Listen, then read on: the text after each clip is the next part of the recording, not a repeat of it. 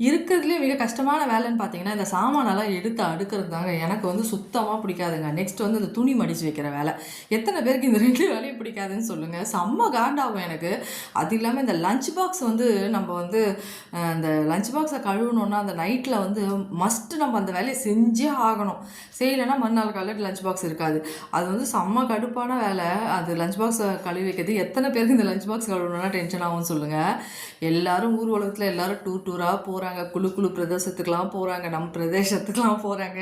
நம்ம எங்கேயும் போகல. இதே காட்டில் இங்கேயே இந்த சென்னையில் இந்த வெயிலில் உட்காந்து காஞ்சி ஏந்துக்கிற மாதிரி இருக்குது. பயங்கர வெயிலுங்க. இன்றைக்கெல்லாம் செம்ம வெயில். உங்கள் ஊரில் வெயில் இருக்கா தெரியல. யாருன்னா கமெண்ட்ஸில் சொல்லுங்கள். எல்லா ஊர்லேயும் இந்த மாதிரி வெயில் அடிக்குதான்னு தெரியல. நிறைய ஊரில் மழை பெய்யுதுன்னு சொல்கிறாங்க. அந்த மாதிரி மழை பெய்யுதான்னு தெரியல. இன்றைக்கி சாயந்தரம் ஸ்நாக்ஸுக்கு வந்து ஒரு மரவள்ளி கிழங்கு வச்சு ஒரு ஸ்நாக்ஸ் பண்ணியிருந்தேன். தேங்காய் பூர்ணம்லாம் உள்ளே வச்சு ரொம்ப சூப்பராக இருந்தது. அதுக்கான பாத்திரமே அதிகமாகிடுச்சு. ஏதாவது ஒரு ஸ்நாக்ஸ் செய்யணும், ஏதாவது ஒரு பொருள் புதுசாக ஏதாவது செஞ்சு சமைச்சு சாப்பிட்லான்னா அதுக்கு விழுற சாமானை தேய்க்கிறதுக்கே பயங்கர கஷ்டமாக இருக்குது. அதுக்கு பயந்துட்டே பாதி விஷயத்த பண்ணுறதில்ல. எத்தனை பேர் என்னைய மாதிரி யோசிப்பீங்கன்னு சொல்லுங்கள். உண்மை அதுதாங்க. எல்லா லேடிஸ்க்கு இருக்கிற மிகப்பெரிய பிரச்சனையே இதுதான்.